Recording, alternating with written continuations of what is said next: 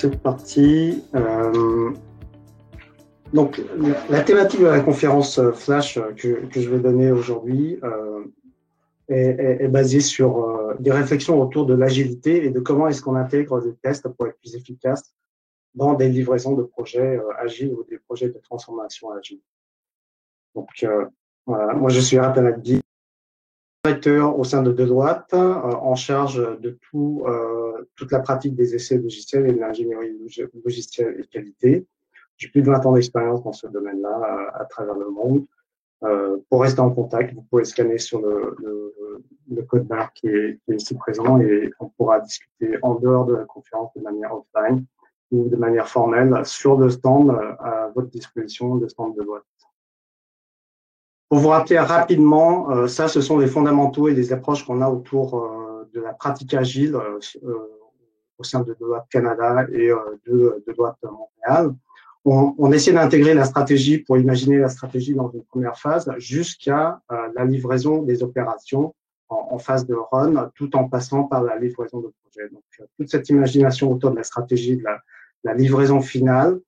On est des principaux partenaires aujourd'hui de grandes institutions pour déployer des projets en agile et transformer aussi des organisations par ce biais-là sur les trois thématiques que vous voyez ici présentes. Vous pouvez en discuter plus amplement aussi sur le stand de Deloitte avec. Moi, je suis plus spécialisé dans les tests logiciels, donc je vais vous parler précisément de ce qu'on met en place dans le cadre des transformations agiles pour les tests logiciels. Donc, généralement, moi, la question qu'on me pose quand je démarre un projet de livraison, transformation agile, c'est comment est-ce qu'on peut faire pour optimiser le coût et livrer les applications plus tôt. Comme vous pouvez le savoir, les tests logiciels, nous, on est en fin de chaîne. Hein, c'est-à-dire que vous avez ceux qui préparent le produit, qui font en sorte de s'assurer que tous les processus des affaires, toute la partie UI, UX soit déterminée par des spécifications fonctionnelles en amont. Ensuite de ça, il y a des phases de développement, évidemment, avec tout le code qui est développé et toutes les implémentations et les intégrations dans les systèmes. Et en fin de compte, généralement, les testeurs, ils donnent un tampon final pour dire, OK, le produit fonctionne, ça marche, et on peut aller livrer chez les utilisateurs qui peuvent aussi donner un retour pour des corrections ou des améliorations éventuelles. Donc, quand vous voyez sur cette courbe-là, vous voyez que généralement, on est dans cette zone-là où le retour de l'expérience client, le retour du client est assez lent pour pouvoir corriger les coûts. Et le coût, souvent, en fin de projet, peut exploser. Et généralement, ce qu'on nous demande dans les équipes de test, c'est que de réduire ces coûts-là, de réduire les délais, de réduire la qualité d'une manière générale de développement de l'application.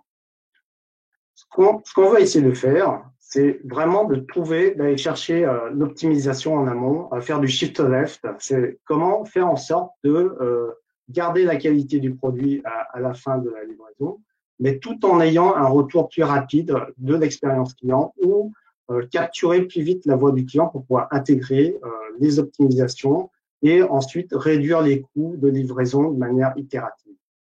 Et si vous voyez les deux types de zones aujourd'hui, vous constaterez que la zone orange, aujourd'hui, ce sont la phase des tests traditionnels qu'on peut voir dans les méthodes waterfall ou cycle en V, où on est en fin de chaîne, on raccourcit les délais, on essaie de raccourcir un peu le temps de la qualité, des ressources, les budgets, parce qu'on est en fin de budget, il faut aller livrer, mettre en production et mettre en service le produit.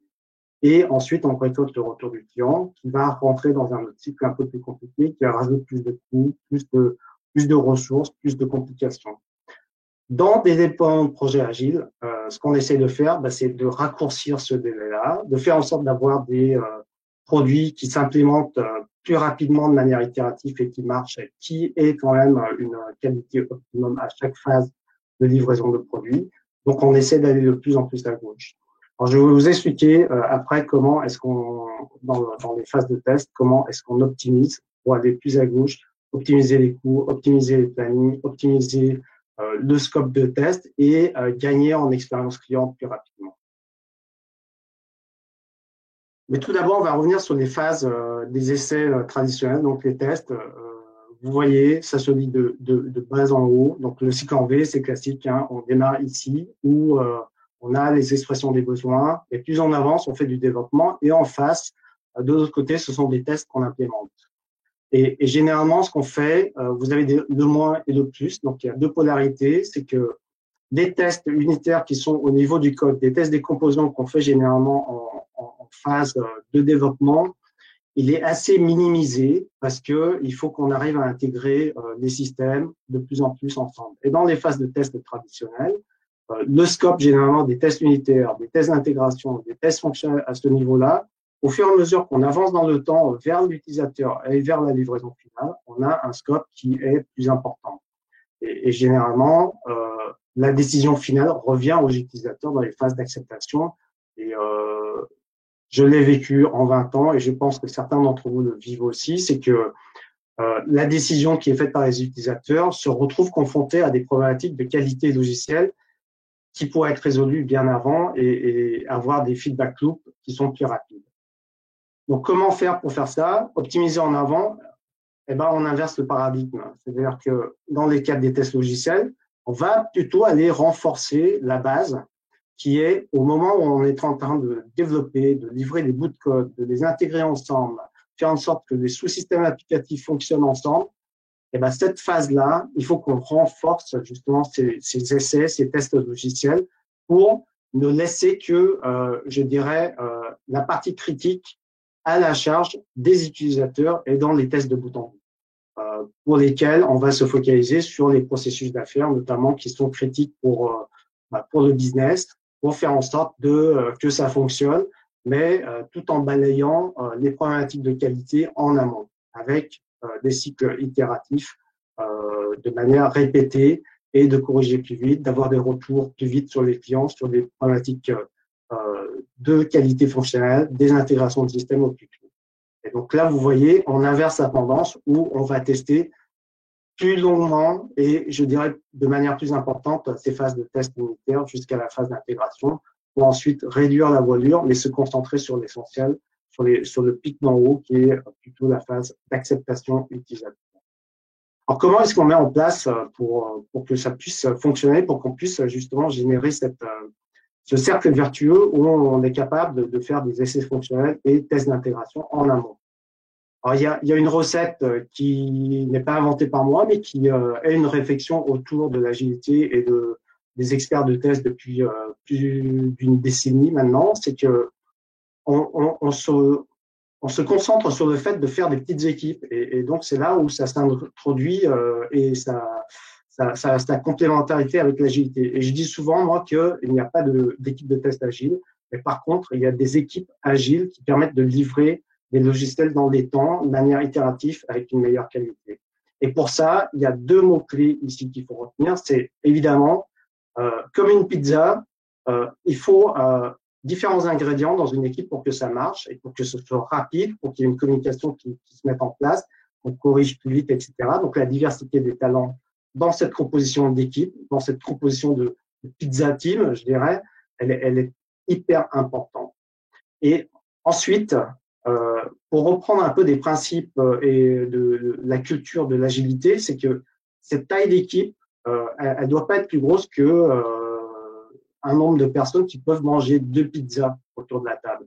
Si elle est plus grosse, on y perd en agilité. Si elle est trop petite, on n'est pas capable de livrer dans les temps. Donc, deux choses à retenir sur ce slide-là, c'est vraiment la diversité des talents, et je vous expliquerai pourquoi après dans les prochains slides, et une taille qui est voilà autour de 6 à 9 personnes maximum pour que ce soit efficace. Donc, je reprends ce schéma-là des tests agiles. Comment est-ce qu'on compose pour pouvoir faire en sorte d'avoir les essais d'intégration, les essais fonctionnels et les essais unitaires qui soient en avance de phase pour pouvoir avoir une qualité de livraison à la fin de chaque cycle de livraison. Et vous avez entendu, j'ai pas dit sprint, mais de chaque cycle de livraison. Donc tout ça, ça peut s'adapter. C'est vraiment une culture de l'agilité qu'il faut mettre en place où on intègre plusieurs personnes, plusieurs compétences ensemble pour faire en sorte de pouvoir livrer plus tôt dans le cadre des tests.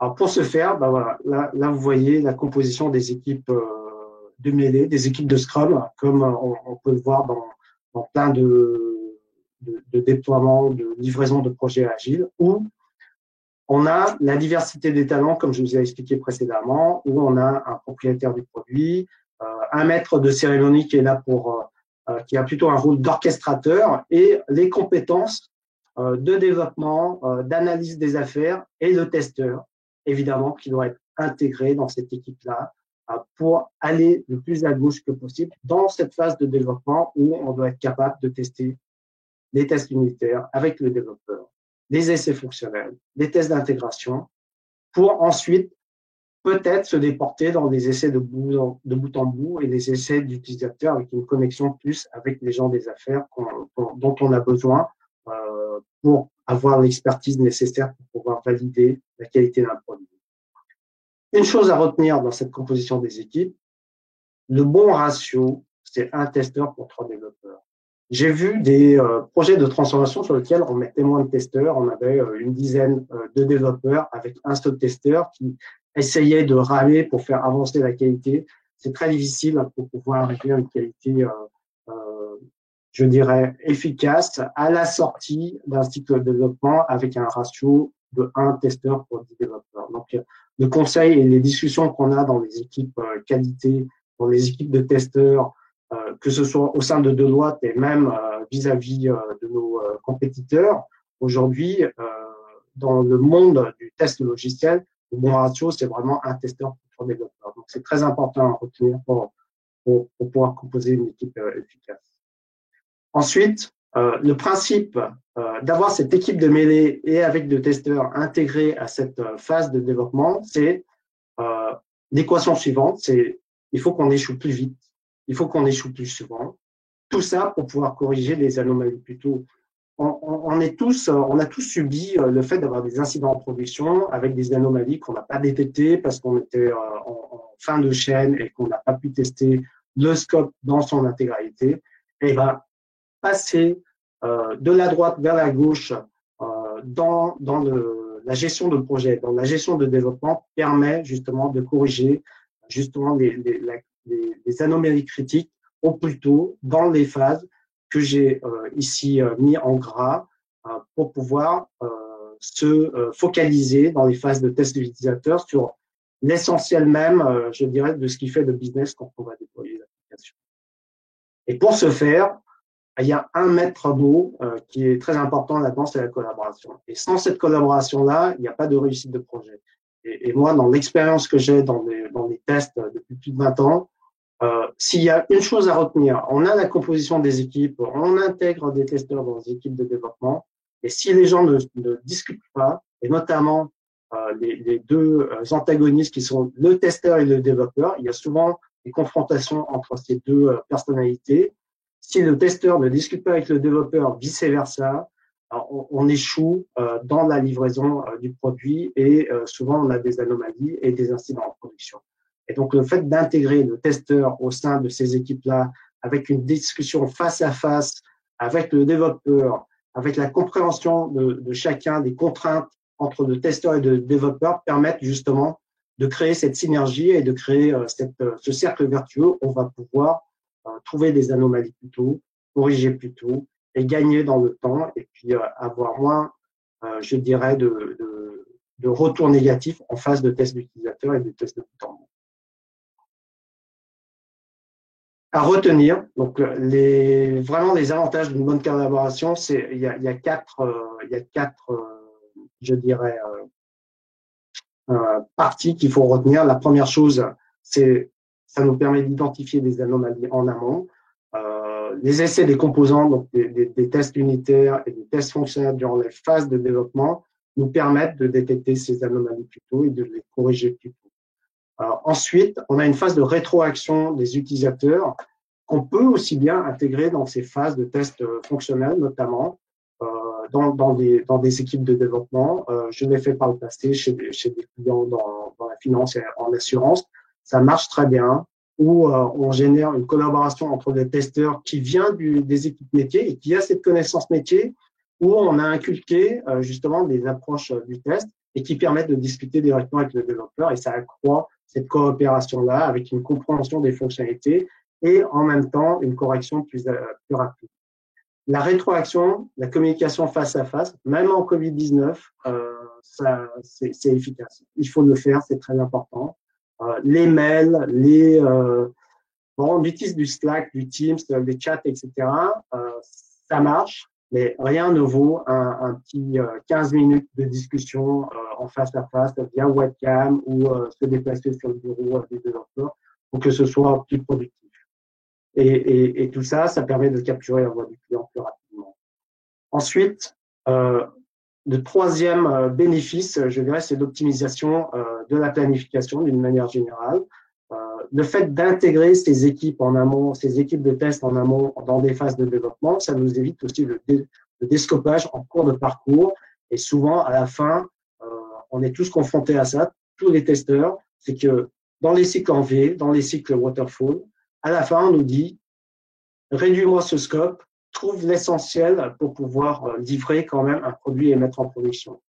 Quand on fait ça en fin de chaîne, c'est qu'on est en train de s'asseoir sur la qualité de ce qu'on veut livrer chez le client.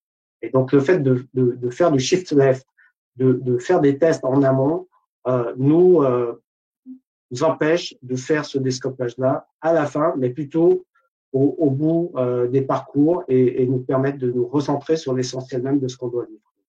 Parce qu'on teste à chaque étape et on s'améliore de manière continue à chaque version, je dirais, de déploiement de l'application ou du produit.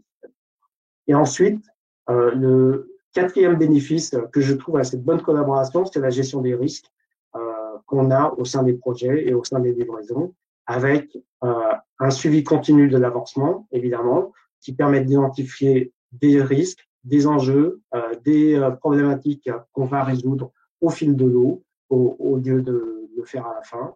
Et ensuite, on a une gouvernance qui est renforcée dans le sens où cette collaboration, cette discussion entre les gens, et notamment, je le répète encore une fois, entre le testeur et le développeur, permettent d'avoir cette gouvernance renforcée, de prioriser des corrections des anomalies avec le responsable du produit et d'avoir des arrimages, donc des discussions dans la collaboration avec des arrimages plus importants et qui nous génèrent une meilleure qualité de livraison pour la mise en service du produit.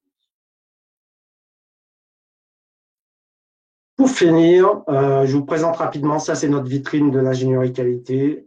Vous aurez tout le luxe de le lire et je suis évidemment à votre disposition pour pouvoir échanger de manière plus détaillée sur nos possibilités, sur nos capacités justement de livraison, que ce soit en intégration agile ou en intégration de cycle en V.